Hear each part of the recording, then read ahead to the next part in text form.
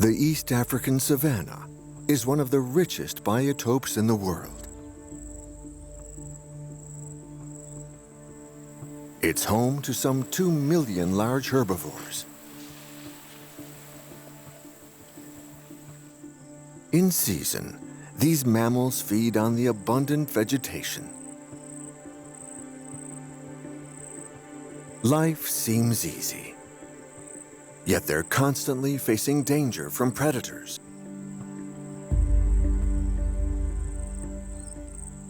Carnivores form the apex of the food chain. However fierce, however dominant they may seem, they are virtually dependent on the existence of their prey. So they too are vulnerable. Which group is better adapted to the challenge of survival in the savanna? The carnivores or the herbivores, the predators or the prey?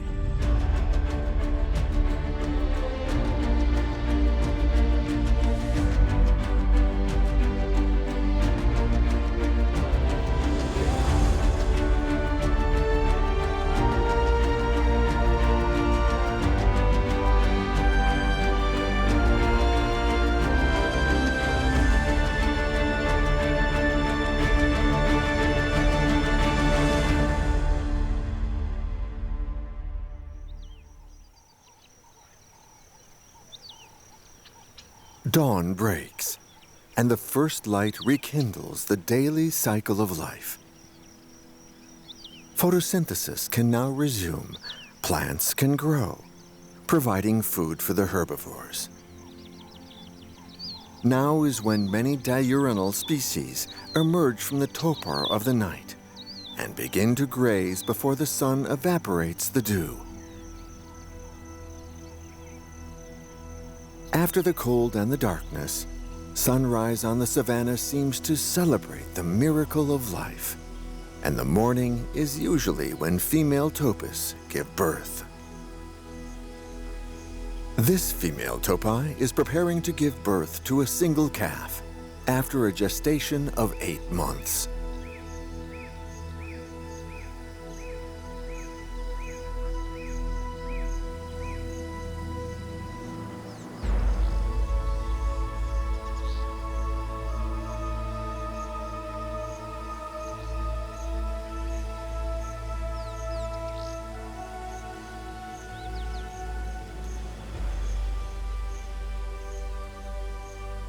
Immediately after birth, this little topi is capable of seeing the world surrounding him. This is when mother and newborn calf are most vulnerable to predators. There's no time to waste. As the mother removes the placenta, the newborn's instinct is to stand up.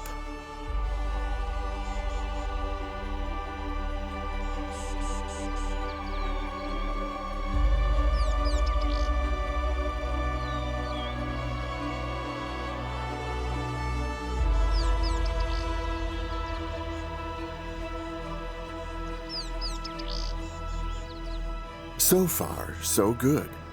Shivering in the cold air, he'd like to suckle, sheltered by his mother's body. But she deliberately steps away. First, he must be able to run from danger. Speed, running speed is all he can count on to survive. So he tries and falls. But that doesn't matter because he's learning to run. And so only 15 minutes after being born, and before feeding, this little herbivore is already capable of galloping across the savanna.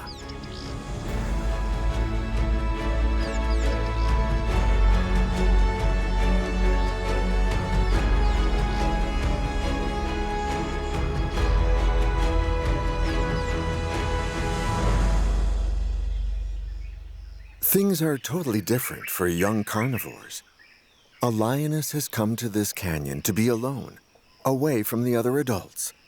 She's followed by 2 other cubs from the same pride, but with different mothers. This is where she's hidden her 3 cubs, born just a month ago.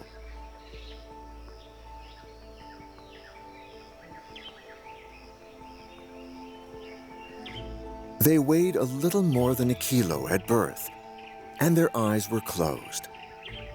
They're older now, but still don't dare hazard away from their shelter. These future super predators seem much less independent than the young antelopes. They learn much more slowly about the world around them. But they too must become aware of danger. Until they're 2 months old, a male lion from the same pride could kill any cub he didn't father. That's why the lioness gave birth in a hiding place. She'll return to her pride 2 months later, when her cubs are strong enough to join the group. In the meantime, she protects her offspring, and this causes considerable curiosity among the other cubs. For the time being, both feed on their mother's milk, sharing her 4 teats. When they join the pride, at the age of 2 months, every lioness will be willing to nurse them.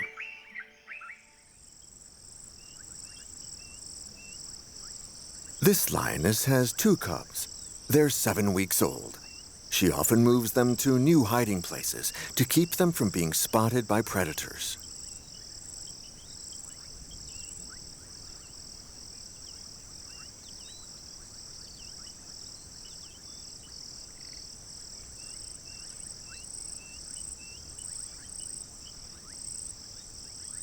For long journeys or tricky terrain, she still has to carry them in her mouth, one at a time.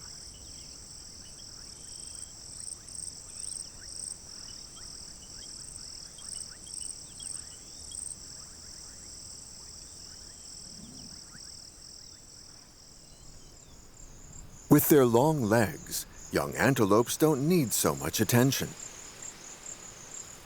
Higher up the hill, the little Topi born this morning needs sustenance.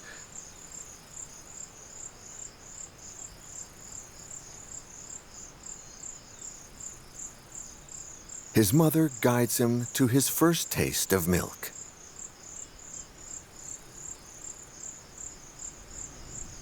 Large herbivores usually give birth to a single newborn. This zebra colt doesn't have to contend with siblings to feed. Things are different for carnivores, as seen in this clan of spotted hyenas. Litters are large, and births do not follow a seasonal pattern, so cubs of different ages live and play together. Younger ones learn to defend themselves against older and sometimes aggressive cousins. They also learn to preserve their position in keeping with their mother's social status.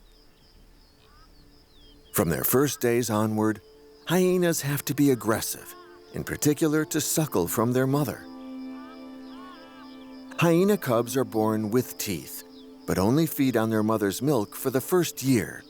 Cubs that succeed in suckling longer will grow faster, while the others grow weak and may even die. Social life is highly competitive, and there is little time to rest.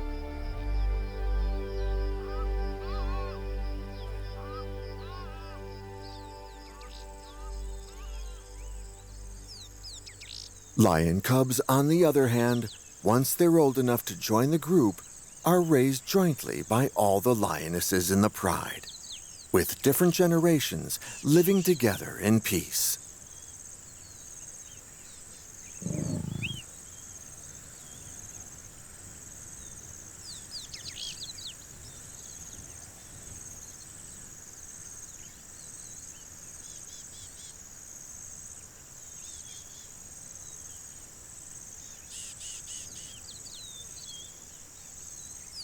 Even before they are weaned, the lion cubs are aching to join their elders, who enthusiastically devour their prey.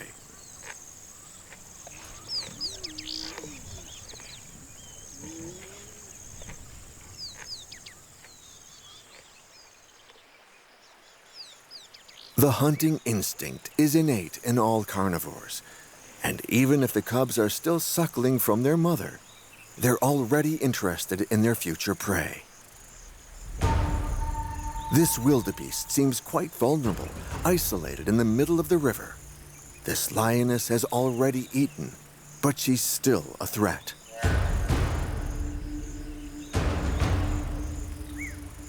The wildebeest isn't going to turn its back to flee. That would be too dangerous. This gives the lion cubs an opportunity to go hunting. The wildebeest has no choice but to defend itself.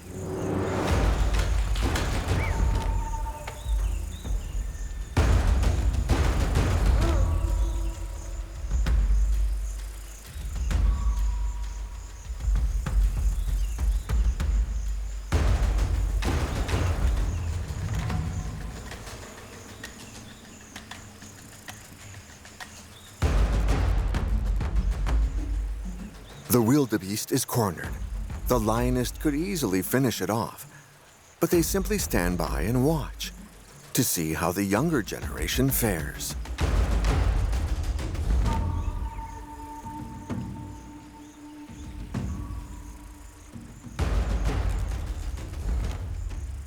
The cubs are still too small to hunt this large prey, especially when the wildebeest fights so well. A lioness steps in and puts an end to the exercise. Facing each other for millions of years, carnivores and herbivores have developed a reciprocal relationship. Predators have eliminated the most vulnerable species, and only the survivors have been able to transmit their genes. At the same time, as prey became harder to catch, only the best hunters were able to reproduce, from one generation to the next. This is the process of adaptation, by natural selection between predators and their prey. As soon as young herbivores are weaned, they can graze as much as they want. Carnivores like these little black-backed jackals are dependent on their predators for much longer. They might try insects and other small prey or fruit, but that's not enough. Better to wait for the parents' return, hope that nothing happens to them, because without their parents, the entire litter would be doomed.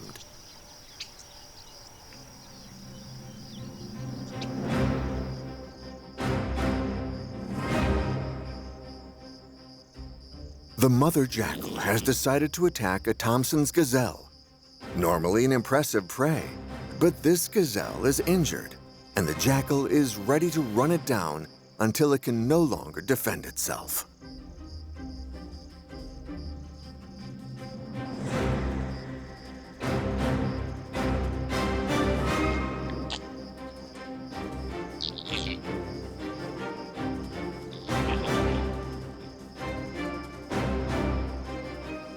The other gazelles remain aloof. Living in a herd allows a statistical safety in numbers, but that's no protection for any individual member. The jackal pups wait near their burrow, which began as a termite mound. Their mother can't take them to the gazelle. That would be too dangerous, and the body is too heavy to drag back to the burrow. So she swallows the meat and carries it in her stomach, which prevents it from being stolen on the way home. Then she can regurgitate it for the pups.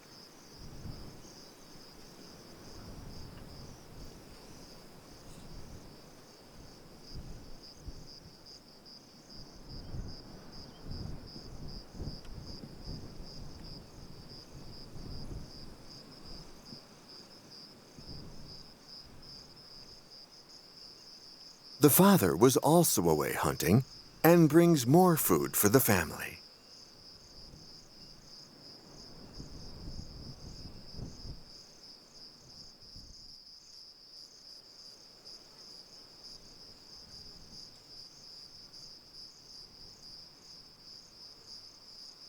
Jackal couples mate for life and cooperate in taking care of their large families.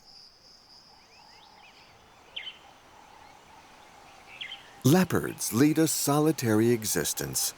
This female is on her way to care for her single cub for 12 to 15 months.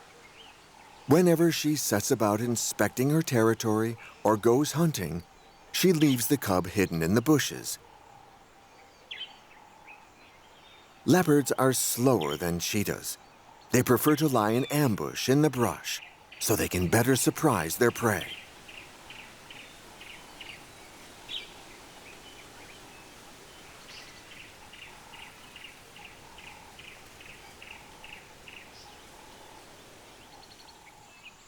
This rabbit is intended for the leopard cub. It might look huge compared to the size of the cub, but carnivores can only eat what they kill, and nothing must go to waste. Still, carnivores require less food than grazing animals in terms of weight or volume, because animal flesh is richer in protein and calories than grasses and leaves.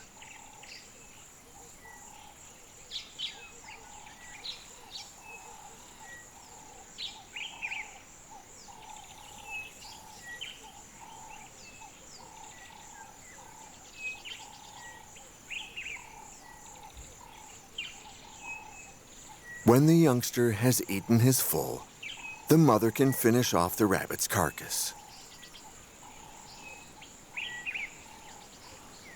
Since carnivores spend less time feeding than herbivores, they have more time to rest, or for young carnivores, more time to work off their energy.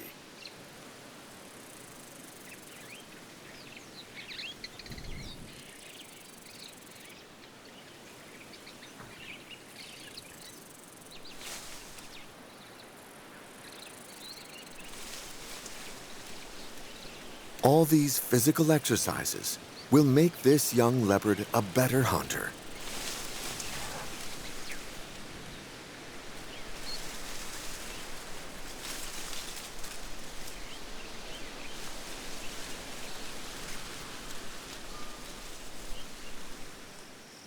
Lions also rest for nearly 18 hours a day. Cubs have many brothers and sisters, and plenty of time for play fighting. This will come in handy for hunting, and one of the cubs could one day become leader of his pride.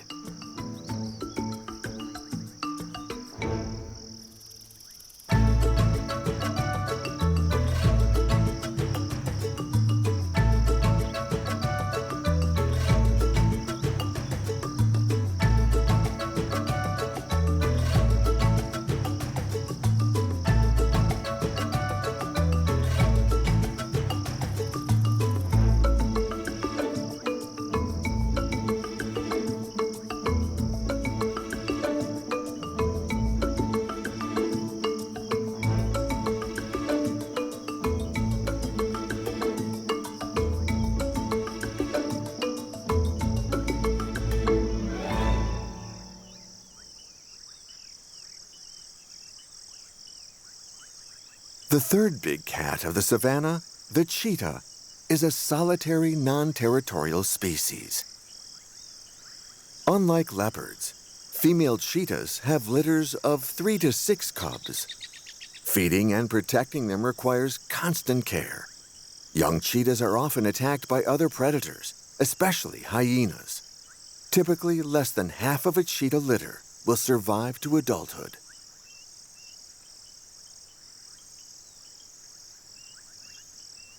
Cheetah cubs are either napping or in perpetual motion. Playing together builds strong muscles and teaches them to control their body.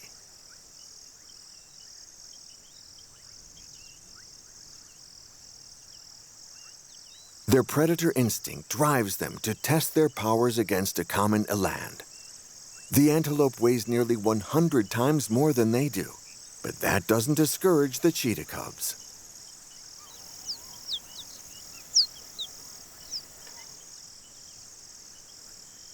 These cats demand affection.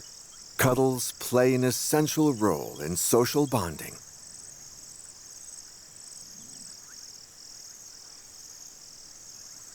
Young herbivores, like these water bucks, also need to work off their energy, and that includes fighting. Jousting by young males prepares them for later, when they will attempt to win a harem. The older they are, the more serious and violent these clashes can become.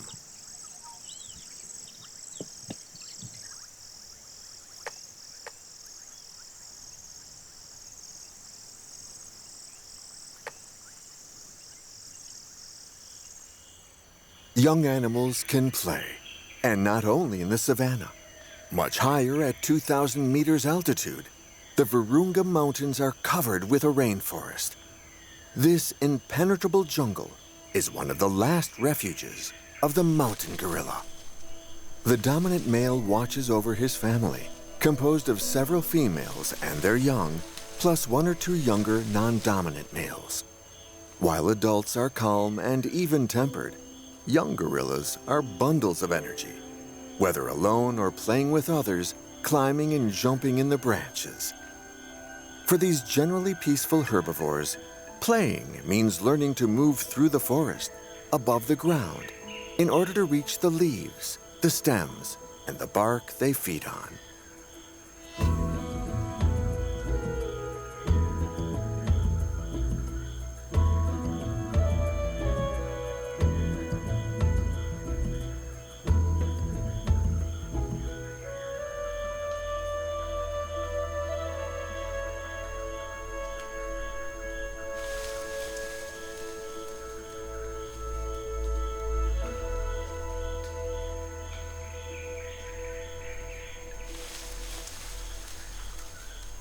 Sometimes the brouhaha and the excitement will annoy an older gorilla, but that's not really a problem.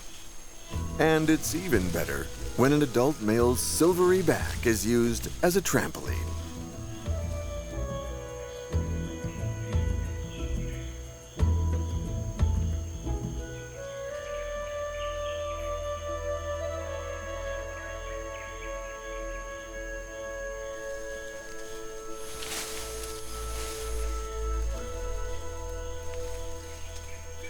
Gorillas are not territorial creatures. They don't stay very long in the same place. They move easily through steep terrain and dense vegetation so they can enjoy a varied diet. Gorillas spend a third of their time eating, with a break in the middle of the day. Adults will not only eat 30 kilograms of plants and fruits every day, they will sometimes chew on rotting wood for insects, which are rich in protein. To digest the food required to fuel 200 kilograms of muscle,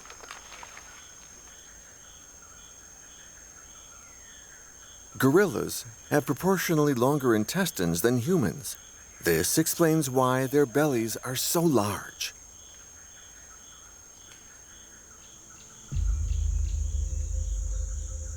A few kilometers from there, at a lower altitude, we encounter another species of primates.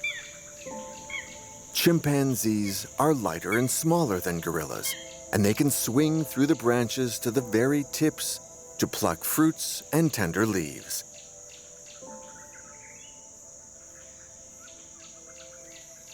Young chimps are easily recognized by their pink faces. They are quick to learn which plants are edible, and they have excellent memories.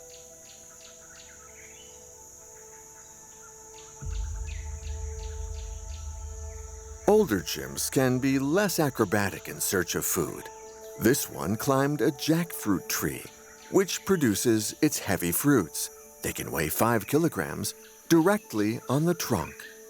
His powerful canine teeth crack open the shell to uncover its dense, delicious flesh.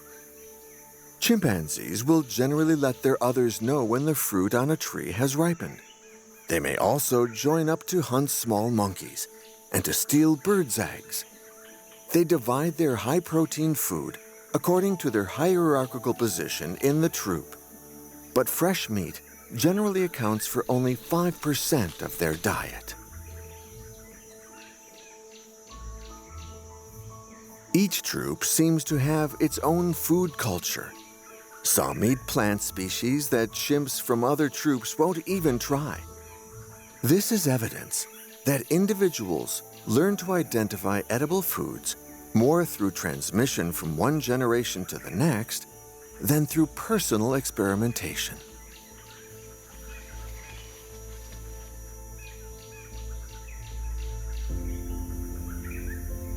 Chimpanzees travel a great deal around the territory of their troop. They know where every fruit tree is located and how to get there.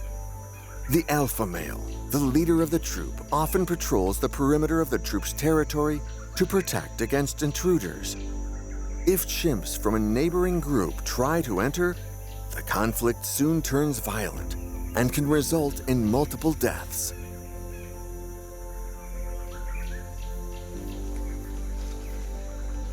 During his inspection tour, the alpha male also checks fruits and other edible plants for ripeness. Figs are especially prized. Food resources must be protected from neighboring groups, a problem that seldom arises among grazers, even in territorial species, which typically face less competition for food than carnivores do.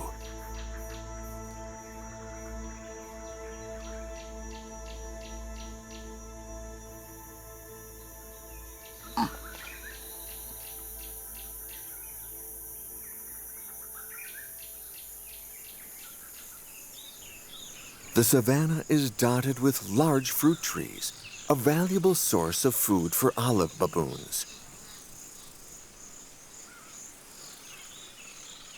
These highly social creatures live in troops of about 30 individuals, and they're far from being strict vegetarian. Plants form the mainstay of their diet, but they also catch insects, steal birds' eggs, and hunt small mammals.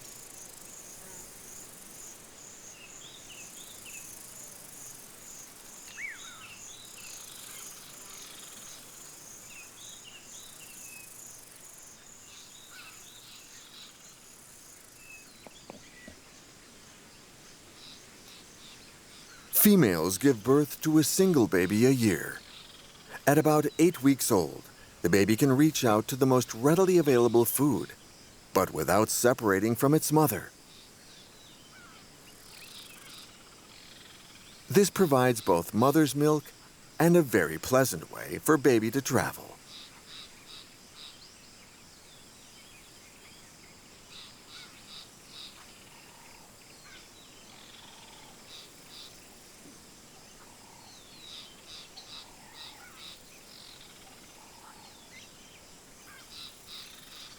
Baboons are opportunistic feeders, so they're not dependent on a single type of food.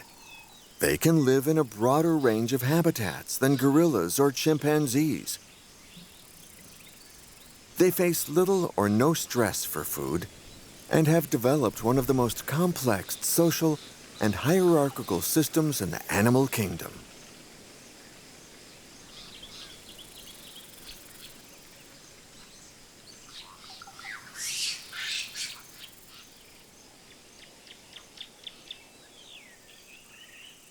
Nearer to the lakes and rivers, the savanna becomes lush and green.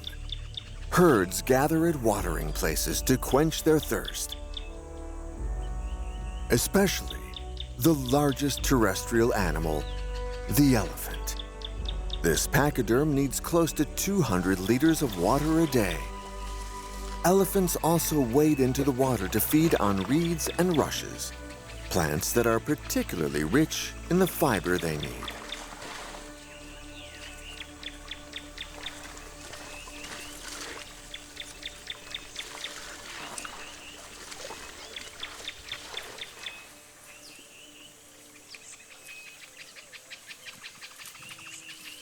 Like many herbivores, elephants like variety in their diet.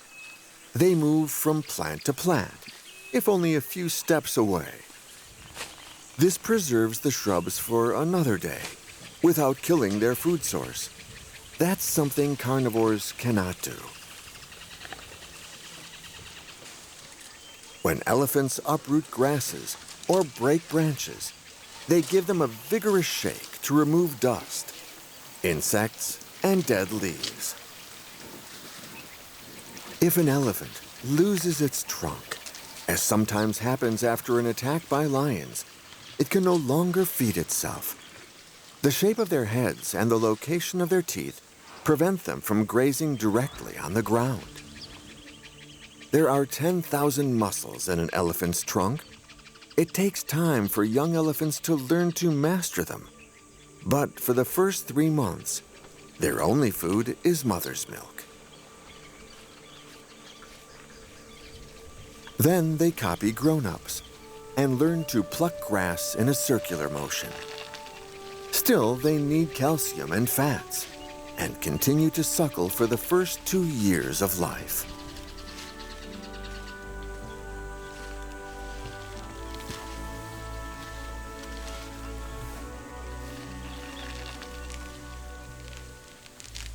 Elephants hardly sleep and spend up to 16 hours a day feeding. It takes time to eat 150 kilograms of plants each day, especially because they're finicky and always choose the best leaves, the highest they can reach.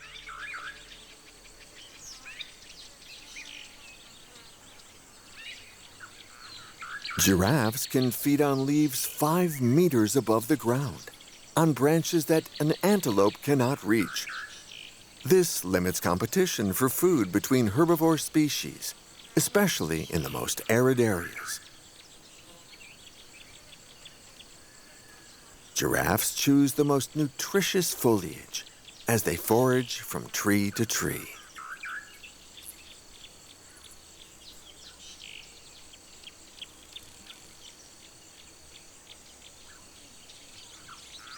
Giraffes spend much of the day feeding and need about 30 kilograms of plants a day. The rest of the time, they rest and ruminate. Rumination is a digestive process specific to certain herbivores in which they chew their cud. In other words, they bring food from the stomach back into the mouth to chew it again. Having several stomach pouches allows for fermentation and absorption of nutrients. This improves the energy yield from relatively nutrient-poor plants. The Bovidae family has many ruminants, including elands, buffaloes, and all the antelope species. They swallow their food quickly and chew it later, when they are less vulnerable. They can survey their environment and protect themselves from predator attacks.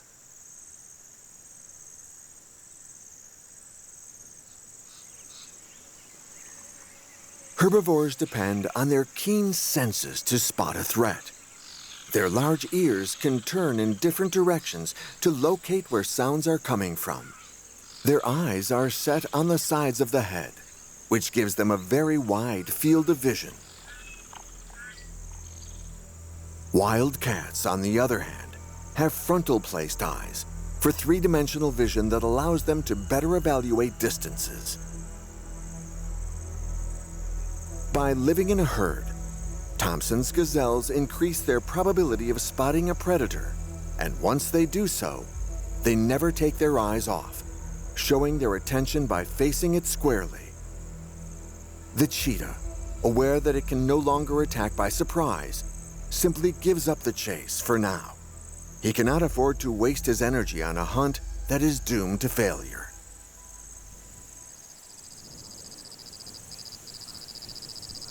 Carnivores rely on their physical condition and their instincts to hunt. They have to weigh the balance between the caloric value of their prey versus the energy expended in hunting it. This is what biologists call optimal foraging theory. A predator will be successful only if it knows the capabilities of its prey. Is feeding any easier for the herbivores? During East Africa's 2 wet seasons, there's plenty of green grass for the antelope. These cobs need only to bend down to graze on the fresh, sappy grasses.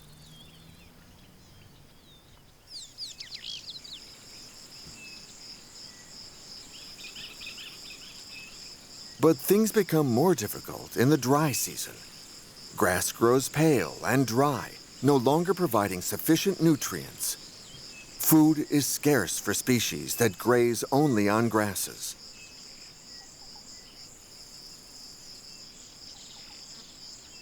Fortunately, the herbivores can sense that beyond the horizon, the rains have begun to fall, and the savanna is turning green again. So the herds assemble for an extraordinary journey. This is the annual Great Migration, the most spectacular symbol of African wildlife. Nearly 1.5 million wildebeest and zebra begin their weeks-long journey, forming gigantic columns, climbing the hills and crossing the Great Plains.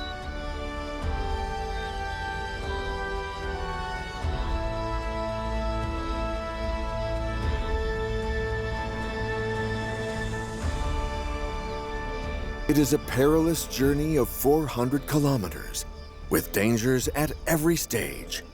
Nearly 10% of the wildebeest will die somewhere along the way. Great rivers to cross, the danger of drowning. Nile crocodiles, 4 meters long and weighing half a ton, lurking in ambush.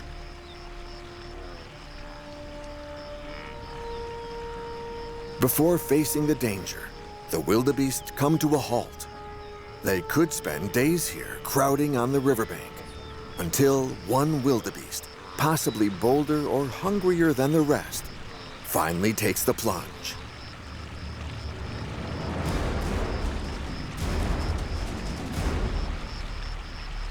The rest of the herd follows, sharing the risk of falling to the crocodiles.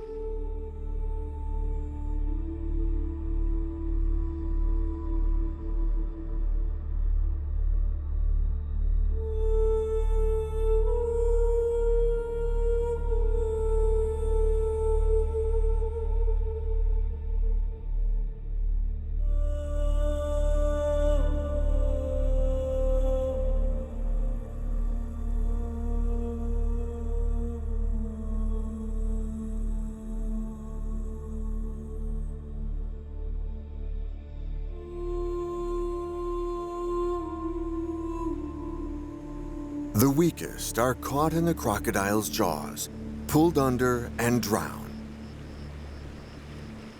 Carnivores feed on herbivores. That's nature's implacable law.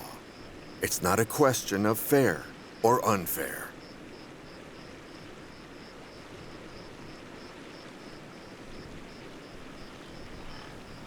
With luck, the vast majority of the herd could cross the river unharmed.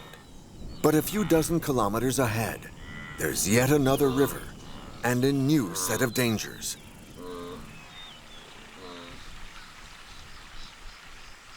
This bloodbath naturally attracts other predators, and not only scavengers looking for easy prey. This lion, who seldom hunts on his own, considers it well worth taking the wildebeest carcass from a lethargic crocodile.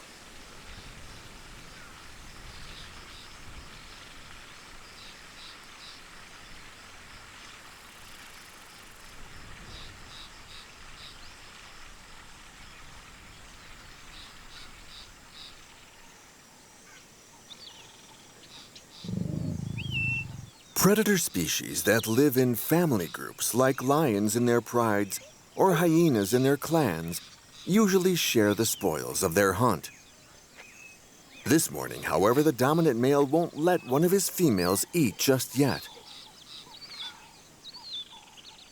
And her submissiveness won't change a thing. All she can do is wait. But why? Did she spurn his courtship?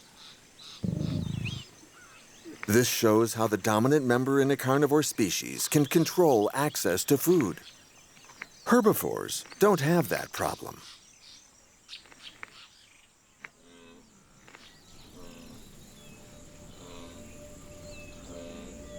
When they're too hungry to wait for nightfall, a lioness will hunt by day.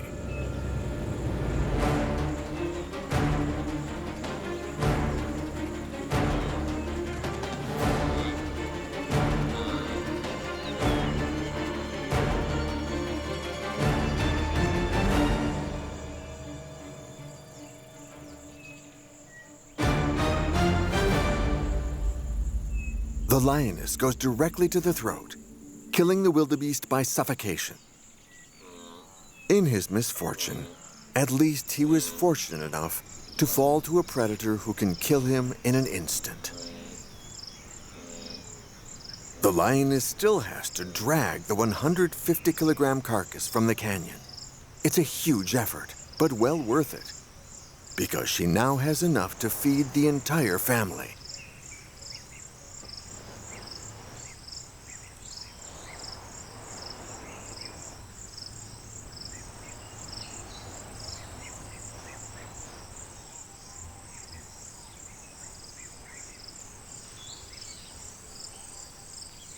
The dominant male isn't hungry, so he lets the rest of the pride feed on the wildebeest.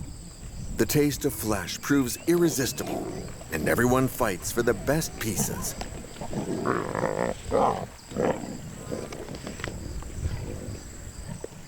The family ties that bind the members of the pride keep things from getting out of hand.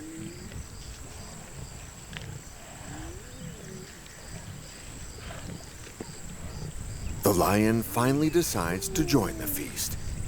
There is no opposition to his arrival.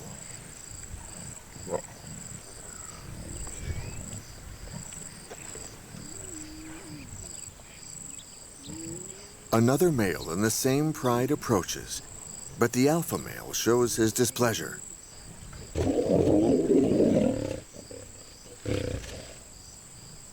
The hierarchy is preserved between males. This means the other male can eat too, but only when the leader has finished.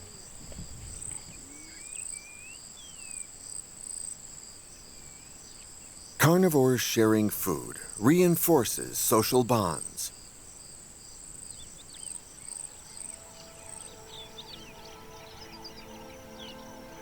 So even solitary predators like cheetahs sometimes choose to live together.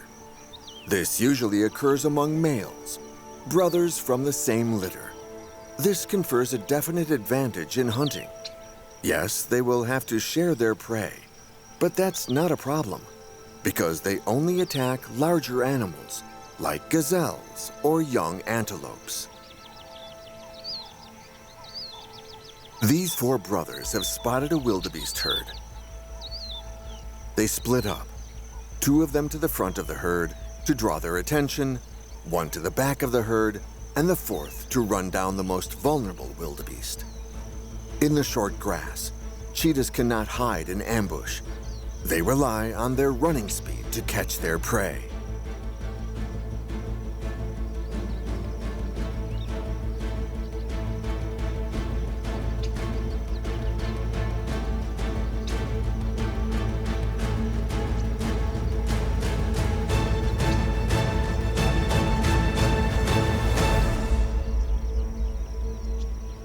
They've caught a wildebeest, but the cheetahs won't have time to finish off their prey.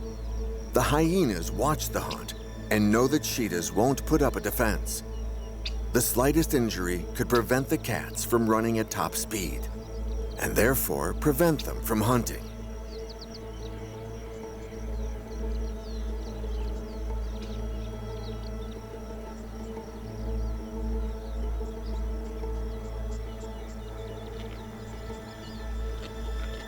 The hyenas can feast on fresh meat, but the cheetahs will have to rest for hours before they can resume the hunt.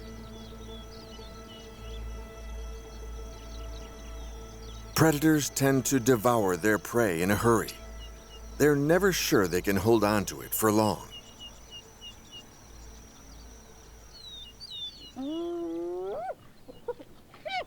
Despite the hierarchy within the hyena clan, individuals fight for access to the food. They also have to chase away hyenas from other clans as they devour everything they can.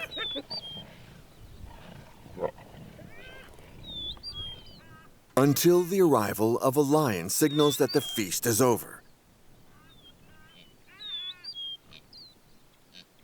There aren't enough hyenas to defy the big cat. Otherwise, they could have fought him off until he was discouraged or even fatally wounded. But not today. This lion can eat in peace.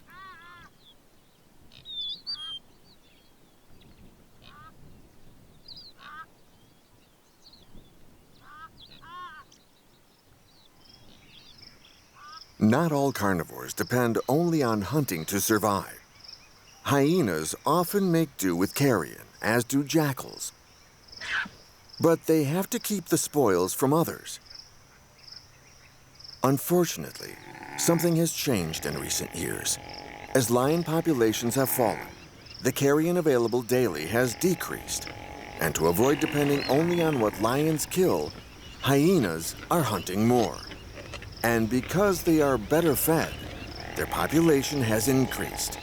In some places, the overpopulation of hyenas is a threat to other predators in their fierce competition for food.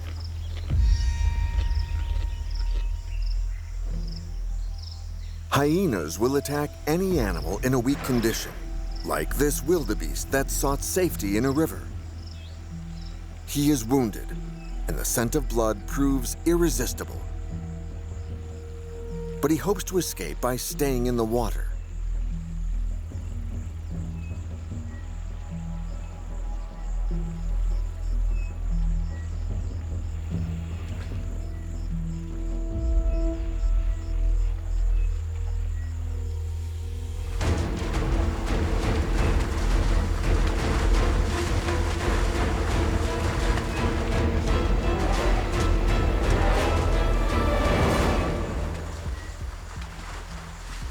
The predators attack, and the end is never in doubt. The wildebeest is disemboweled and eaten alive. Hyenas never acquired the habit of killing their prey first.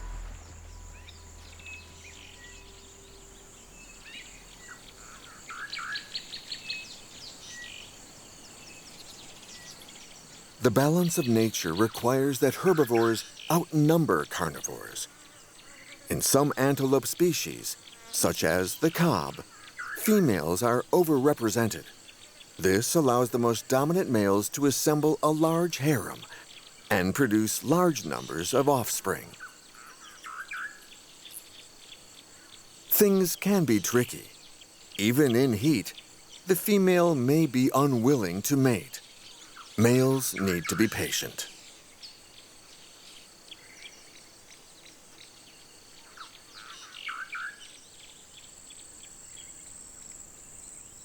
Among carnivores, not even the lion can dictate his will. The lioness demands to be courted. The dominant male in the pride can do nothing until the female agrees.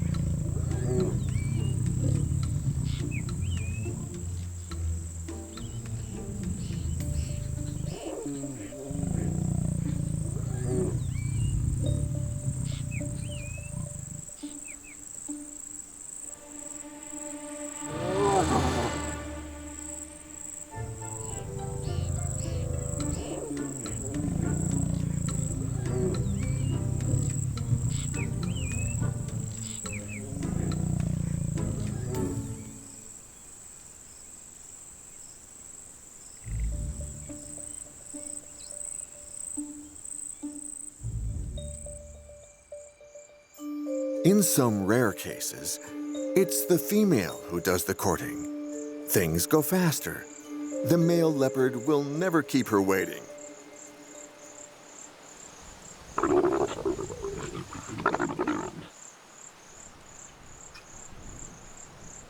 When big cats mate, it often ends aggressively. Mating occurs at intervals of 20 minutes or so, for a day or two.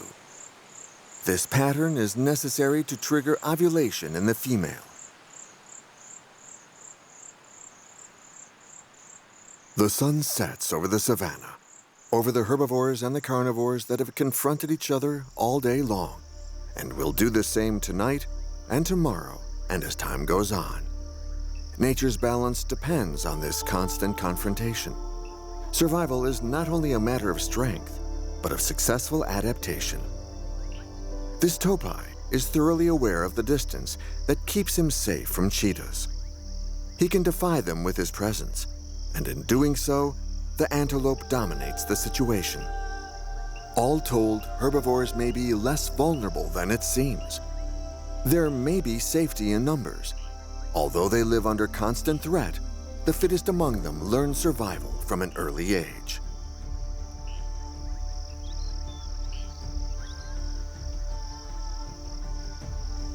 Carnivores, on the other hand, may look tough, but their existence is far from easy. Their natural territories are continually shrinking under pressure from humans. Can we still consider the lion the lord of the savannah when half the lion population has disappeared in the last 25 years? How can these big cats preserve their freedom and their dignity in reality, and not just in the popular imagination? This young generation of lion cubs doesn't seem to have a care in the world, yet it is on their future that the natural balance of Africa's large wildlife depends.